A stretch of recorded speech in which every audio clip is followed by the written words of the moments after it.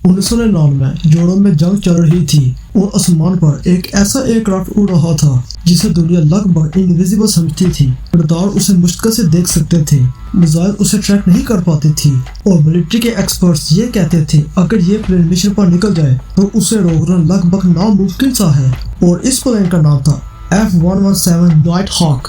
लेकिन फिर 24 मार्च 1999 की रात एक छोटे से सर्बियन मिसाइल यूनिट ने वो काम कर दिया जिसे दुनिया इम्पॉसिबल समझती थी।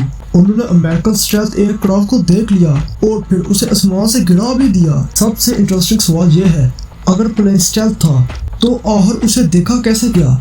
बहुत से लोग समझते हैं कि जो स्टेल्थ एयरक्राफ्ट होते हैं वो बिल्कुल इनविजिबल ही होते हैं, मगर असल में दोस्तों हकीकत थोड़ी डिफरेंट है। स्टेल्थ का मतलब ये नहीं होता कि रडार कभी प्लेन को देख ही नहीं सकता। स्टेल्थ का मतलब है रडार के लिए प्लेन को ढूंढना बहुत मुश्किल है। बिल्कुल दोस्तों ऐसा ही जैसे अंधेरी रात में काले कपड़ों में खड़ा आदमी हो। 1980s में अमेरिका ने एक रेवोल्यूशनरी एयरक्राफ्ट बनाया F-117 नाइट हॉक। इसका शेप बड़ा अजीब सा था। इसकी ना स्मूथ कर्व्स होती थी, ना कोई बाकी फाइटर जेट जैसा इसका डिजाइन था। हर एंगल, हर सरफेस रेडियो वेव्स को दूर भगाने के लिए डिजाइन की थी।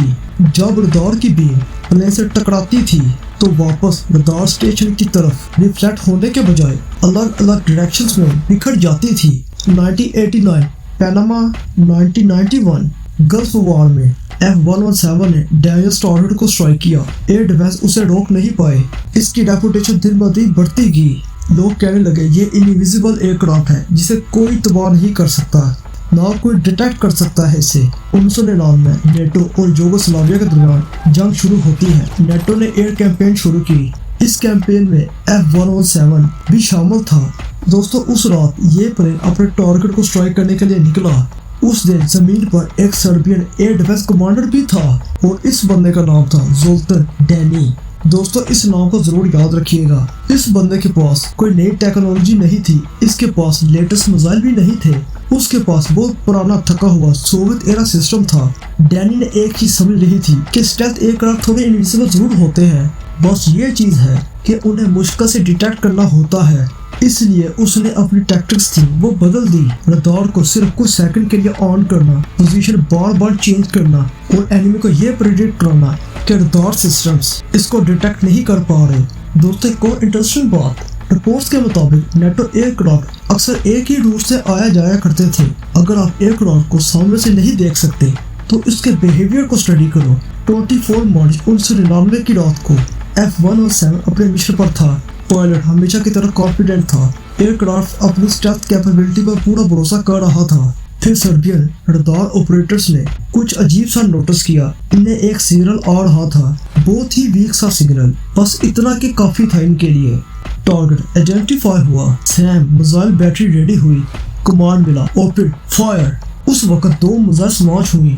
रात का आसमान मिसाइलों से चमक उठता है। एक मिसाइल मिस हो जाती है मगर दूसरी एयरक्राफ्ट के काफी करीब पहुंच जाती है और ये मिसाइल एयरक्राफ्ट को हिट कर देती है।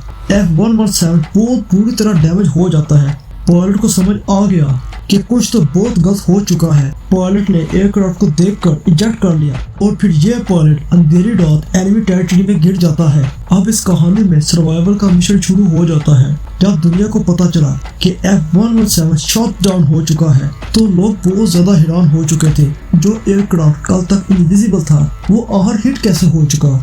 दोस्तों उस वक्त ये पायलट जंगल में लैंड हुआ था। इसने रेडियो फोन से अपनी टीम को मैसेज दिया। फिर कुछ ही घंटों के अंदर हेलीकॉप्टर से अमेरिकन फोर्सेस पायलट को रेस्क्यू कर लेती हैं। दोस्तों उस वक्त सर्बियन फोर्सेस ने भी काफी ट्राई किया कि इसको पकड़ ले, मगर ये किस्मत से बच जाता है। इस इंसिडेंट ने एक इम्पोर्टेंट लेसन दिया, कोई टेक्नोलॉजी परफेक्ट नहीं होती, हर सिस्टम की कोई ना कोई वीकनेस जरूर होती है। F-117 नाइट हॉक ने वॉरफेयर चेंज की, लेकिन 24 मार्च 1999 की रात एक और चीज साबित हुई कि जंग सिर्फ टेक्नोलॉजी से नहीं जीती जाती बल्कि स्ट्रेटेजी और इंसानी सोच से भी जीती जा सकती है। अमेरिका के इनविजिबल एयरक्राफ्ट को आखिर देख लिया गया और उस रात लेजेंड टूट गया।